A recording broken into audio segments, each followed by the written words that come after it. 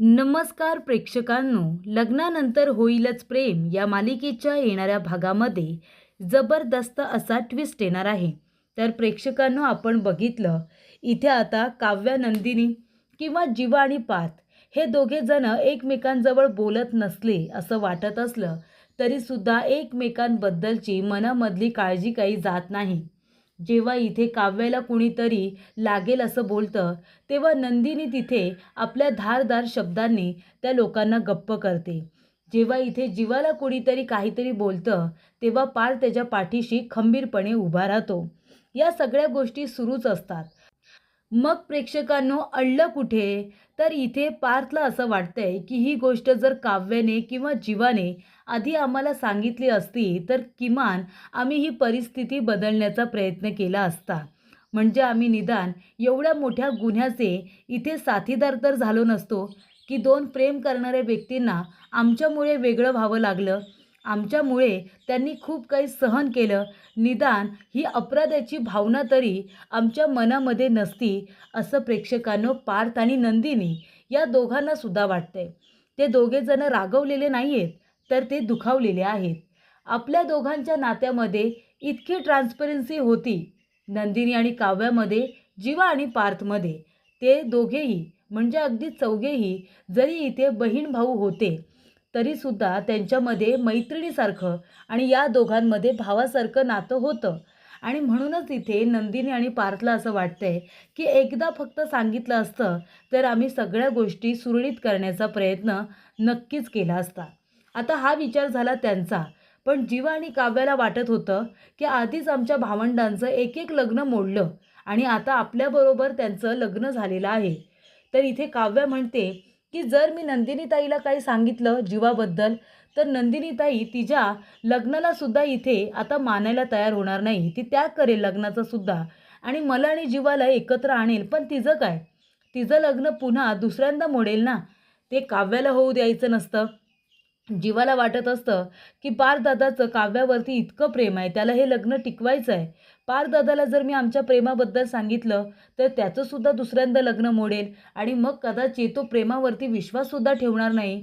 त्यामुळे इथे जीवा, काव्या आपल्या भावंडांच्या संसारांचा विचार करत असतात आणि म्हणून ही गोष्ट त्यांना सांगत नाही.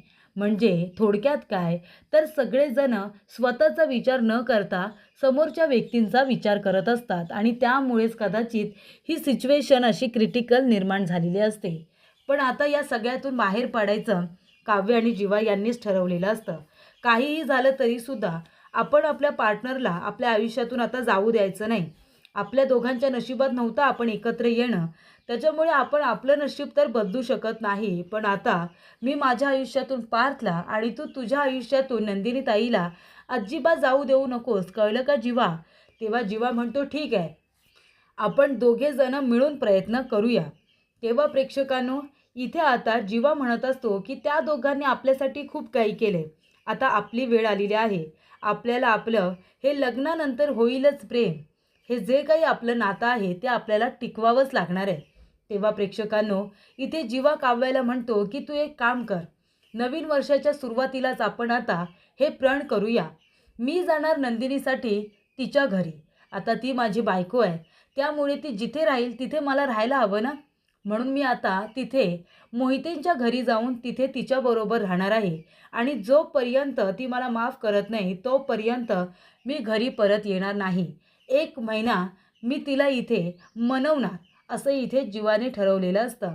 आणि त्याचबरोबर इथे काव्य म्हणते आणि मी माझ्या देशमुखांकडे परत जाणार आहे आणि मी जोपर्यंत ते राग विसरत नाही आणि मला माफ करत नाही तोपर्यंत मी त्यांची समजूत काढणार.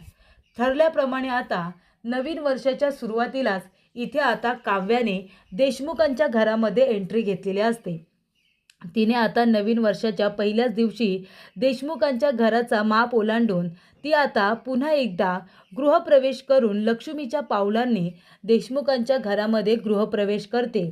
आणि आल्या आल्या ती इथे पार्थला हॅपी न्यू इयर विश तर करतेच, पण त्याचबरोबर त्याचा हात पकडून त्याला 7 जन्माचं वचन देते की ही साथ कधीही सुटणार नाही. मी तुम्हाला सोडून कधीच कुठेही जाणार नाही, असं 7 जन्माचं वचन काव्याने पार्थला दिलेलं असतं. त्यानंतर प्रेक्षकांनो, इथे जीवा आता नंदिनीकडे गेलेला असतो. जानेवारीचा पहिला दिवस आणि न्यू इयरलाच इथे जीवा आता मोहितेंच्या घरी गेलेला असतो. नंदिनी म्हणते, तुम्ही इथे काय करताय? तेव्हा जीवा म्हणालेला असतो, तू म्हणाली होतीस ना की हे सगळं मी कसं काय नीट करणार आहे, ह्या बाकीच्या गोष्टी मी कशा काय पुसून काढणार आहे, तर मी असं सगळं करणार आहे. आता मी तुझ्या इथे तुझ्याबरोबर राहणार.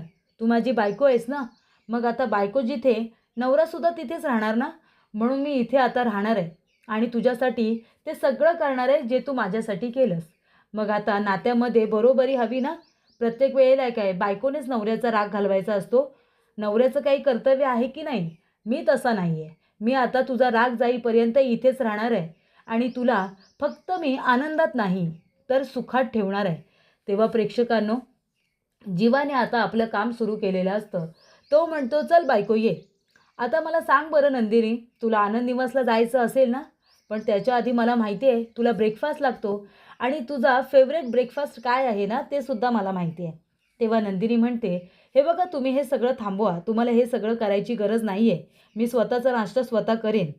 तेव्हा इथे आता जीवा आणि नंदिनी बोलत असताना तिथे नंदिनीचे वडील येतात. ते म्हणतात, जीवा तू इथे काय करतोयस? तुझं इथे येण्याचं कारण काय? हिंमत कशी झाली तुझी इथे यायची? आत्ताच्या आत्ता निघून जा. नंदिनी म्हणते, थांबा बाबा, मी बोलते त्यांच्याशी. तेव्हा इथे तिचे वडील म्हणतात, तू काय बोलतेस त्याच्याशी? तो इथे आलाच कशाला? ए बाबा, तुझं इथे काही काम नाही. माझ्या मुलीला दुःख देऊन पोट नाही भरलं तुझं, म्हणून तिला पुन्हा त्रास द्यायला आलास. आत्ताच्या आता निघून जा सांगितलं ना. तेव्हा प्रेक्षकांनो, इथे आता जीवा म्हणत असतो, सॉरी बाबा, मला माफ करा. आता बघा, जिथे तुमची बायको असते नवऱ्याला सुद्धा तिथेच गेलं पाहिजे ना. आणि मी काय एवढा मोठा गुन्हा केलाय सांगा ना? काय एवढा मोठा गुन्हा केला? तुम्ही जेव्हा नंदिनी आणि पारदादाचं लग्न ठरवलं होतं, ते लग्न झालं नाही म्हणून तुम्हीच काव्याचं आणि दादाचं लग्न लावून दिलंत ना. मग त्याच्यामध्ये माझी काय चुकी आहे सांगा ना? जसं या दोघांचं लग्न झालं नाही तसं आमच्या दोघांचं लग्न झालं नाही असा विचार करा. आमच्या दोघांचं जर लग्न ठरलं असतं आणि त्यानंतर आमची वेगवेगळ्या ठिकाणी लग्न झाली असती, तेव्हासुद्धा तुम्ही आमच्याबरोबर असेच वागले असतात का? तेव्हा प्रेक्षकांनो, इथे आता जीवाने नंदिनीच्या बाबांना सुद्धा गप्प केलेलं असतं. तेव्हा तो म्हणतो की बाबा प्लीज, हे आमचं नवरा बायकोचं नातं आहे आणि आम्हाला दोघांनाच ते आता नीट करायचं आहे. तेव्हा प्लीज तुम्ही आता मध्ये काही बोलू नका. ज्या वेळेला लग्न मंडपामध्ये तुम्ही सगळ्यांनी इथे फोर्स करून काव्यादादाचं लग्न लावून दिलं, नंदिनीला लोक वाईट साईड बोलत होते म्हणून मी तिच्याबरोबर लग्न केलं, बरोबर ना? मग तेव्हा जसे तुम्ही गप्प बसला होतात ना सगळेजणं, तसे आताही तुम्ही मोठी माणसं गप्प बसा. आमच्या वाट्याला जे काही आलंय ते आम्हाला नीट करू द्या प्लीज. इतका विश्वास ठेवा आमच्यावरती. आम्ही आमचं नातं टिकवण्यासाठी प्रयत्न करतोय. आमच्या प्रेमाला मिळवण्यासाठी या वेळेला आम्ही झटतोय. निदान ते तरी आम्हाला करू द्या. याच्यामध्ये तुम्ही काही इंटरफेअर करू नका, अशी मी तुम्हाला विनंती करतो. तेव्हा प्रेक्षकांनो, नंदिनी आता जीवाकडे बघतच राहते. तेव्हा जीवा म्हणतो, सॉरी बाबा, माफ करा जास्त बोललो असेल तर, पण प्लीज मी माझ्या बायकोचा राग घालवायला इथे आलोय आणि तुम्ही मला इथून जायला सांगू नका. हवं तर तुम्ही माझ्याकडून रेंट घ्या, भाडं घ्या माझ्याकडून. तेव्हा नंदिनी म्हणते, गप्प बसा जीवा आणि प्लीज हे सगळं करू नका. तेव्हा जीवा म्हणतो, मी तुझं ऐकणार नाही आहे. किचन कुठे आहे? मी आताच्या आता तुझ्यासाठी मी ऑमलेट आणि ब्रेड बनवणार म्हणजे बनवणार. तेव्हा प्रेक्षकांनो, इथे आता जीवाने ऑमलेट ब्रेड तयार केलेलं असतं नंदिनीसाठी आणि ते तिच्यासाठी छान असं स्माइली वगैरे काढून तिच्यासाठी तो समोरच ठेवतो आणि म्हणतो की घे बरं खा. तेव्हा नंदिनी म्हणते, हे सगळं कशासाठी? जीवा म्हणतो की मला आधीचं सगळं पुसून टाकायचं आहे आणि तुझ्याबरोबर नवीन आठवणी तयार करायच्या आहेत. नव्याने तुला झालेलं दुःख मला बाजूला करायचं आहे म्हणून मी हे सगळं करतोय. तेव्हा नंदिनी आता खायला तयार नसते. जीवा स्वतःच्या हाताने तिला पहिला घास भरवायला जातो आणि म्हणतो, प्लीज प्लीज मला एक संधी दे, मी सगळं काही नीट करेन, प्लीज माझ्या हाताने खा. तेव्हा इथे जीवाने नंदिनीला स्वतःच्या हाताने पहिला घास पहिल्या वर्षाचा हा भरवलेला असतो आणि तिला वचन दिलेलं असतं की मी फक्त तुला आनंदी नाही ठेवणार आहे बायको, तर मी तुला नेहमी सुखात ठेवणार आहे. तुझ्यासाठी तुझ्या सुखासाठी नेहमी झटणार आहे. जसं मी आनंद निवासच्या वेळेला केलं होतं त्यापेक्षाही स्वतःचा जीव देऊन जरी तुला सुख द्यावं लागलं ना तरीसुद्धा देईन, असं वचन इथे आता जीवाने नंदिनीला दिलेलं असतं. त्यानंतर प्रेक्षकांनो, इथे आता जीवा नंदिनी तर प्रयत्न करतायत एकमेकांना समजून घेण्यासाठी, पण इथे आता काव्य आलेले असते आणि काव्याने तर काय चांगलीच बाजी मारलेली असते. ती म्हणते, आले मी आता माझ्या घरामध्ये, हक्काच्या घरात. पार देशमुख, तुम्ही मला मिस करत होतात ना? मला तिथे उचक्या येत होत्या. म्हणूनच मी लगेचच इथे निघून आले. किती दिवस मी माझ्या घरापासून अशी लांब राहणार? मला एक ना एक दिवस यायचंच होतं ना. आणि देशमुख, मी काय माझ्या घरी कायमची गेले होते? म्हणून तुम्ही लगेच ताईकडे माझी सगळी महत्त्वाची पुस्तकं दिलीत? अहो येणारच होते ना मी. त्या पुस्तकांचं किती वजन झालं माझ्या बॅगमध्ये, तरीसुद्धा मी घेऊन आले. आता पुन्हा मी जर निघून गेल्यानंतर माझी पुस्तकं लगेच पाठवत जाऊ नका. तेव्हा प्रेक्षकांनो, पार्थ म्हणतो, तुम्ही इथे काय करताय? रम्या म्हणते, काय गं हे? तुला लाजच वाटत नाही का गं? लगेच इथे आलीस ती निघून. तेव्हा इथे काव्या म्हणत असते, रम्या, एक गोष्ट मी तुम्हाला प्रामाणिकपणे सांगते, ते दोघीजणी, वसू आत्या आणि रम्या, दोघीजणी व्यवस्थित ऐकून घ्या. नवीन वर्षाला आजच सुरुवात झाली. हे नवीन वर्ष जर तुम्हाला आनंदाने घालवायचं असेल ना, तर माझ्यापासून आणि माझ्या पार देशमुखपासून 10 हात तुम्ही लांबच राहायचं. आमच्या आजूबाजूला सुद्धा फिरकायचं नाही. तुम्हाला काय वाटलं, एवढा सगळा तमाशा कराल आणि आम्हाला दोघांना एकमेकांपासून वेगळं कराल? आम्हा बहिणी बहिणींमध्ये दुरावा निर्माण कराल? असं काही होणार नाही आहे. कारण आमच्या आयुष्यामध्ये जे काही हे वादळ आले ना, त्याला कारणीभूत तर तुम्हीच आहात. नाही, तुम्ही सगळं विसरला असाल. ताईचं किडनॅपिंग, आमचं जबरदस्तीने लावलेलं लग्न, पण हे सगळं तुमच्या कृपेमुळे झाले वसुंधरा आत्या, हे विसरू नका. त्यामुळे आता जुनं काही या नवीन वर्षात बोलायला लावू नका. मी इथे आली आहे माझ्या घरासाठी, माझ्या कुटुंबासाठी आणि माझ्या ह्या गोंडस नवऱ्यासाठी. त्यामुळे आम्हाला दोघांना वेगळं करण्याचा प्रयत्नही करायचा नाही. आणि तरीसुद्धा आमच्या नात्यामध्ये लुडबुड करण्याचा प्रयत्न केलात, तर मग काव्याचा हिसका दाखवायला मागे पुढे बघणार नाही. कळलं तुम्हाला? तेव्हा प्रेक्षकांनो, इथे आता काव्या येते आणि इथे माननी काकू, विक्रम काका, त्याचबरोबर पिहू सगळ्यांना न्यू इयरच्या शुभेच्छा देते. त्यानंतर ती पार्थकडे जाते. पार्थला म्हणत असते, Parth Deshmukh, happy new year. आणि तुम्ही तुमच्या फिस्कारलेल्या मांजरीला नवीन वर्षाच्या शुभेच्छा नाही देणार का?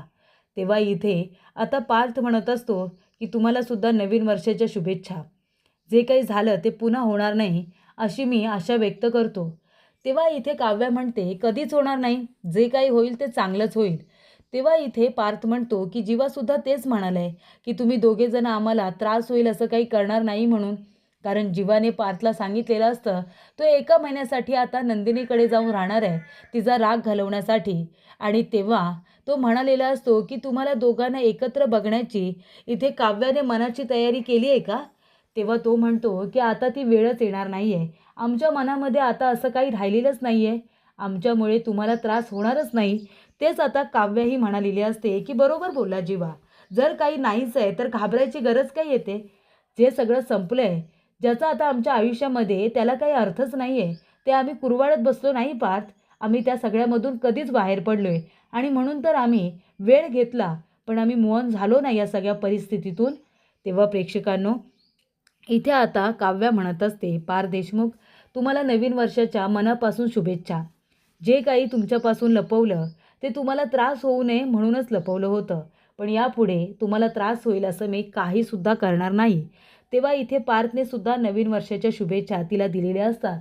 तेव्हा काव्या पारचा हात पकडते आणि त्याला म्हणत असते की आता मी तुम्हाला प्रॉमिस करते आजच्या दिवशी की ही साथ मी कधीही सोडणार नाही. 7 जन्माचं वचन देते तुम्हाला.